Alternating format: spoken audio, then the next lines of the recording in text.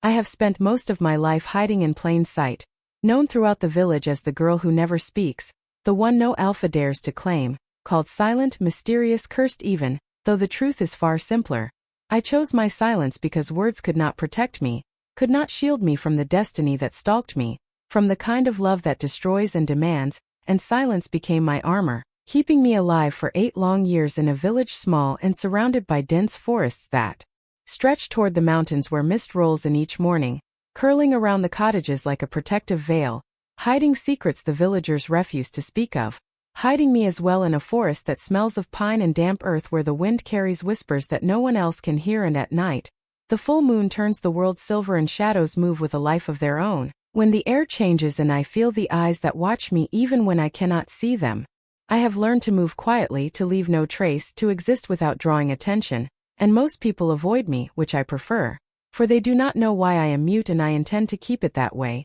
having no family here while the villagers treat me with a mixture of curiosity and fear, some children following me for a moment, daring each other to speak my name, though I never react, never make a sound, my silence having become the only part of me that feels safe until at the edge of the forest. I feel at first the disturbance in the air that tells me something is coming, the wind shifting and carrying a scent I have never known, sharp and commanding, making me freeze, my pulse quickening despite my attempts at calm, for this is not a scent from the village, nor from the animals I have grown used to tracking. This is different, alpha, powerful and dangerous in a way I cannot ignore. I have heard stories of the Alpha King, a figure so feared that even the bravest hunters whisper his name in warning, who rules over the territory beyond the forest, the lands where no ordinary person dares to wander. They say he can sense the truth in people's hearts, the things they hide even from themselves, and now, somehow, I know that he is near, my steps faltering as I continue my path along the forest edge,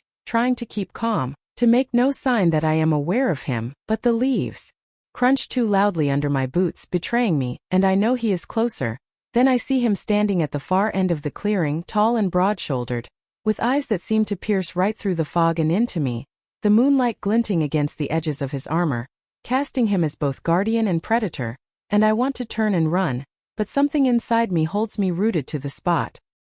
He tilts his head as if recognizing me immediately, and a shiver runs down my spine because I know he can see everything, even the things I have spent years hiding, for I have been careful, silent, invisible, and yet in an instant, it seems that none of it matters anymore. His gaze not threatening, not yet, but carrying a weight that presses against my chest, making it difficult to breathe as he says, "You cannot hide."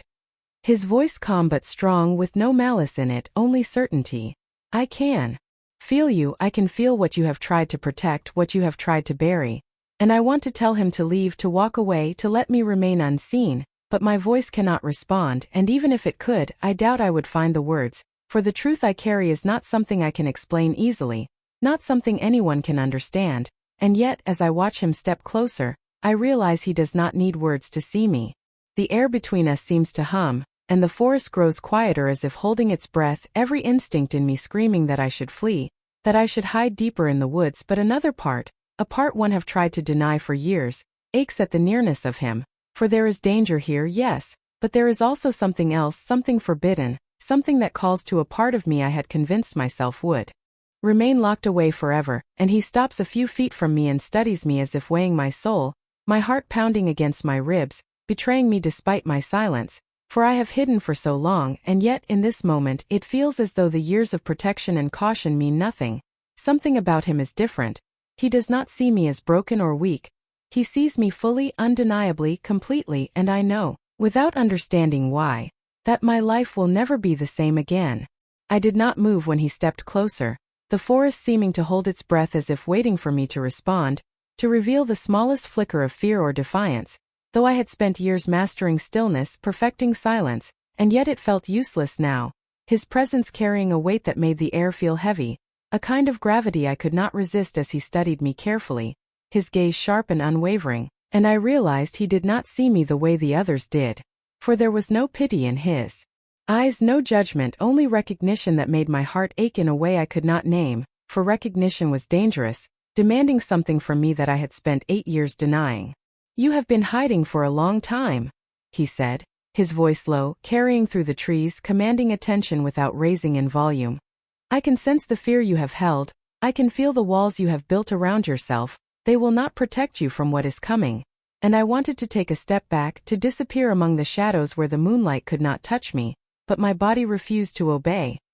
His words settling over me like a current I could not escape, touching something deep inside me, something that had longed to be seen and understood. While the forest seemed alive around us, every leaf, every twig, even the faintest rustle of a fox in the underbrush felt heightened, as though the world itself knew that something important was happening. The wind carrying his scent, strong and wild yet strangely familiar, wrapping around me, tugging at a part of my soul that I had kept hidden from everyone. You are not like the others, he said, taking a slow step closer. They fear what they do not understand. I do not. I see what you are. And I wanted to ask him what he meant, to speak, to break the silence that had defined me for so long, but the words would not come, for I had no voice, not in the way the world expected. And yet, I knew he did not need words to understand me, for I had sensed the supernatural before, the small stirrings of power in the forest, the way shadows shifted and creatures watched from a distance, but I had never felt it so strongly in a human form. He was not just a man, he was something more, something ancient, something bound to the forest and the moon in ways I could not fully comprehend. You are safe for now, he said, his eyes scanning the edge of the forest, alert to any danger I could not yet see. But there are forces that will come for you, drawn to what you are. I will not let them take you, not while I am here. The sound of his words grounding yet stirring a storm inside me, for part of me wanted to flee, to run back to the isolation I had known for years, while another part, a deeper part, longed to step closer, to feel the force that connected us without explanation. For I had lived in silence for so long. But his presence made it impossible to pretend I was untouchable. He moved with careful precision, almost like he was dancing with the forest rather than walking through it, every step deliberate, confident, and I realized that he was not merely watching me but learning me, studying the smallest movements, the way my hands trembled slightly when I tried to steady myself, the way my eyes flicked toward the shadows even as I forced them to stay calm. And he said, I know you are afraid. I can feel the walls you have built. I can feel your heartbeat, the tension in your body. You cannot hide from me, and I do not want you to hide. Making my chest tighten, for I had never felt anyone see me like this, not my friends, not the villagers, not the strangers who glanced at me with curiosity or fear. He saw the parts of me I had buried, the parts that whispered that maybe, just maybe, I did not have to be alone anymore. Then I saw the first signs of danger, movement at the edge of the clearing, subtle shadows that did not belong, my instincts screaming, and without thinking, I ducked behind a tree, my heart hammering. But he did not move away from me, instead shifting slightly, positioning himself between me and whatever was coming, his gaze sharp and unflinching as he said, They are coming, but you do not need to be afraid. I will protect you. And I realized in that moment that I was no longer just a girl who hid in silence, but someone worth protecting, someone that even the Alpha King, the most powerful force in the forest, had chosen to notice. The thought sending a thrill of fear and something else through me, a feeling I had not allowed myself to recognize in years. The forest grew darker as the shadows advanced, shapes moving between the trees with unnatural grace, and I could feel the danger pressing closer, my instincts screaming to run, but I did not move, for he was there, between me and the unknown threat, his presence a shield that radiated power, and even without words, I could sense the strength that had drawn me to him, the force that made it impossible to hide from him, or from the fate that was beginning to unfold as he turned toward me. His eyes searching, and I realized that his gaze carried more than protection. It held understanding, recognition, and a challenge I had not anticipated. For he knew I had secrets, and he wanted them, wanted the truth that I had spent years burying beneath silence, fear mingling with relief, the fear obvious but the relief dangerous, stirring feelings I had long tried to suppress. You are stronger than you think, he said, his voice steady but urgent. But you are not ready to face this alone, not yet. And I wanted to protest, to insist that I could manage as I always had, but something in the intensity of his gaze made me pause, for he was right. I had spent my life hiding, avoiding danger and destiny alike, and now the danger was here, demanding that I confront what I had always tried to escape. As the shadows shifted again, and I saw them more clearly, creatures of the forest unlike any I had ever encountered, their eyes glowing faintly, their movements deliberate and calculated, and I realized with a cold certainty that they had been watching me for a long time, waiting for a moment when I was vulnerable, waiting for the one chance to take what was mine. He stepped forward, positioning himself between me and the approaching threat, his movements precise, instinctive, as if he had done this countless times before, the air seeming to vibrate with the force of his presence, the subtle hum of energy that I could feel even without understanding it, and it was in that moment that I understood the truth. He was not only powerful, he was alpha in every sense of the word, and my life, my fate, was now irrevocably linked to his. As he said, "You cannot run from this, not anymore. You are part of something greater, something that will not allow you to hide." And I wanted to ask what he meant, to demand answers, but the words would not come, my silence having been my shield but now feeling like a barrier that kept me from truly facing what was happening. And I realized that to survive I would need to trust him even without understanding the full extent of the danger. Suddenly, one of the shadows lunged forward, swift and menacing, and he intercepted it effortlessly, his movement fluid, powerful and precise, making me flinch as the creature recoiled, snarling, and for a moment,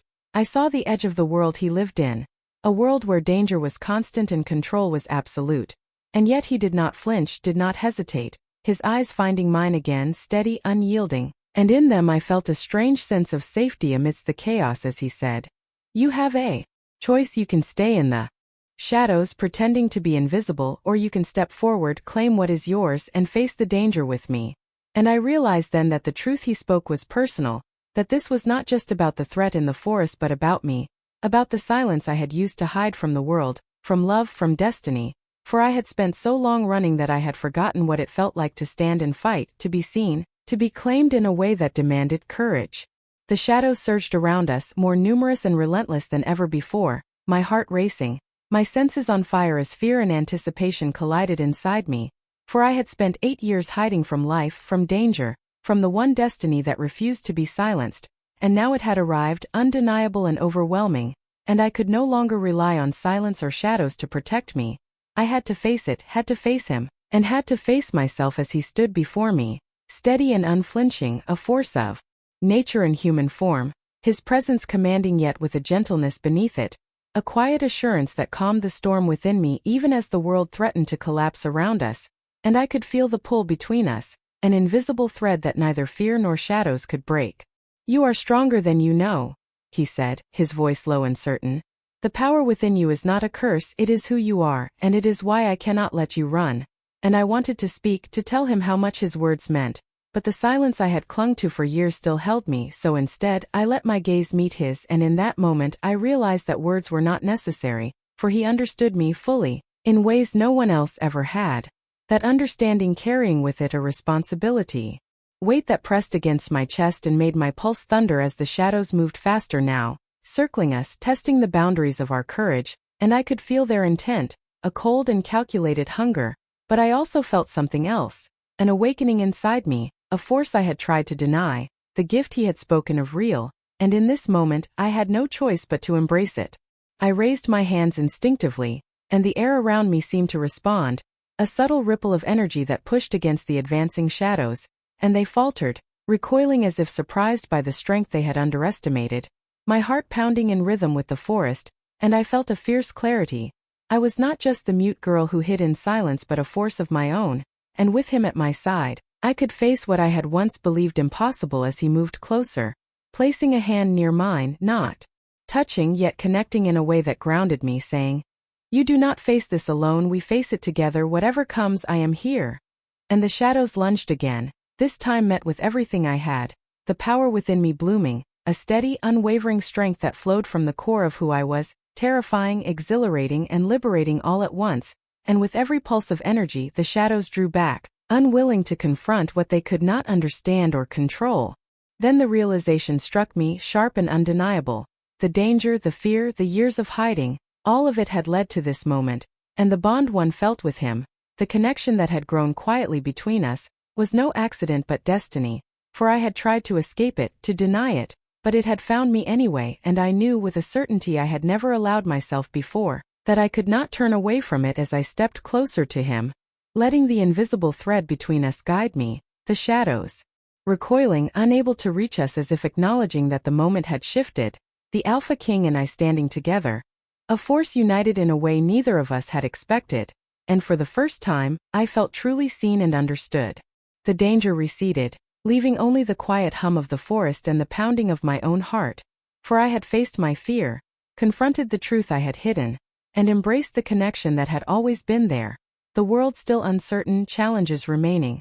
But for the first time, I felt empowered rather than trapped as he reached out then, his hand brushing against mine in the gentlest of gestures, a promise, a reassurance, a recognition that the bond we shared was more than circumstance, my chest tightening with emotion, and I realized that nothing I had known before could compare to the depth of feeling that had grown between us, and he said softly, "You have faced it, you have chosen to step forward, that is all that matters." And I nodded. Though he could not see it because words were no longer necessary, the forest around us seeming to breathe with relief, the shadows retreating into the night, and I knew that though the danger had passed for now, our journey was only beginning, everything having changed, and yet, in that transformation, there was hope, strength, and a bond that would not be broken. The forest had settled into an unusual calm, the shadows that had threatened us now gone, retreating into the night from which they came, the wind whispering softly through the trees, carrying the scent of pine and damp earth, and for the first time in years, I felt a quiet that was not laced with fear, the danger having passed, yet the memory of it lingering, a reminder of everything we had faced together as he stood beside me, tall and unwavering, his gaze scanning the forest even as his focus seemed to remain on me, for I had watched him fight, protect, and guide me through a world I had long feared. And I understood finally that he was more than just a protector but a mirror of what I had been too afraid to embrace. The courage I had hidden, the strength I had denied myself, and the connection I had refused to acknowledge. "You have come far," he said, his voice calm but carrying weight. "Farther than most ever could, and yet you have also changed the power within you, your courage. It is no longer hidden, it is yours." And I nodded, my chest tightening with emotion, for 8 years of silence had taught me caution, patience, and resilience, but it had also kept me from fully living, and the bond that had grown between us was no longer tentative or uncertain but a force of its own, steady and undeniable, shaped by trust, recognition, and shared trials. As I looked around the clearing, at the trees now bathed in moonlight, and realized how much the night had changed me, fear still lingering but transformed into awareness, for I was no longer the girl who hid from life, from danger, from connection, but someone who had faced the shadows, embraced her strength, and discovered that being seen did not mean being vulnerable but meant being alive. He reached out, and this time our hands met, lightly, naturally, the contact not startling or romantic in the way stories often claim but grounding, the kind of reassurance that says you are not alone, a promise that whatever came next, we would face it together. As he said softly, "The shadows are gone, you faced them and you prevailed. That takes more courage than most can ever imagine." And I wanted to tell him everything, to finally speak the words I had kept inside for so long, but instead, I let the silence between us carry the meaning, for he understood me in ways no words could convey, and in that understanding, I felt the first true peace I had known in nearly a decade. The forest seemed to breathe with us, the night no longer threatening but alive and vibrant, and I realized that life was no longer about hiding or pretending but about choice, and I chose to live, to embrace the bond that had drawn us together, and to step into a future that promised uncertainty, yes, but also hope, trust, and connection. As he turned toward me fully, and for the first time, I allowed myself to see the vulnerability beneath his strength, the weight he carried, the responsibility of being the Alpha King, the burden of protecting a world few understood. It was immense, and yet he had chosen to share part of that burden with me, to recognize me as more than silent or unseen, to value what I had long thought invisible. And he said, quietly, "Everything has changed, the forest, the night, the danger. It will always be part of our world, but now so are we together." And I nodded, letting the words settle, for they were not dramatic or grand, but they carried the truth of what I had learned, that connection, trust, and courage mattered more than fear, that being seen and understood could be a gift rather than a risk, that even in a world filled with shadows, light could exist if one chose to embrace it. As we walked through the clearing together, side by side, I realized how much I had grown, my silence no longer a shield but a part of who I was, a testament to resilience and wisdom, my power, my courage, and my capacity for connection having awakened because I had faced fear instead of hiding from it, and in facing it, I had discovered the depth of a bond that was rare and precious. As the moon hung high, bathing the forest in silver light, and I took a deep breath, feeling the cool air fill my lungs, and understood that life would always carry challenges, the world not free of danger nor predictable, But I was no longer afraid to step forward, to face the unknown, and to do so alongside someone who saw me fully, without judgment, and without expectation. And I glanced at him, the Alpha King who had found me when I thought I would remain invisible forever, and I felt gratitude deeper than words could express, for he had seen me, protected me, and challenged me to embrace the person I was meant to become. And in that moment I realized that the story of my life had shifted irrevocably. The forest, once a place of shadows and fear, now felt like a sanctuary, for I had stepped from hiding into strength, from silence into recognition, from fear into connection, and as I looked up at the stars, I understood that while the night held uncertainty, it also held promise, for we had faced what was darkest, and we had emerged changed, stronger, and united. And I let the wind brush across my face, carrying the scent of pine and night, and I felt the quiet power of choice, courage, and love. The world still vast and mysterious, but I was no longer alone in it, for I had been seen, had been recognized, and for the first time I felt fully alive, the night stretching on, calm and watchful, and I knew that our journey was only beginning. But whatever came next, I was ready, having found my strength, my voice in silence, and a bond that would guide me through every shadow yet to come.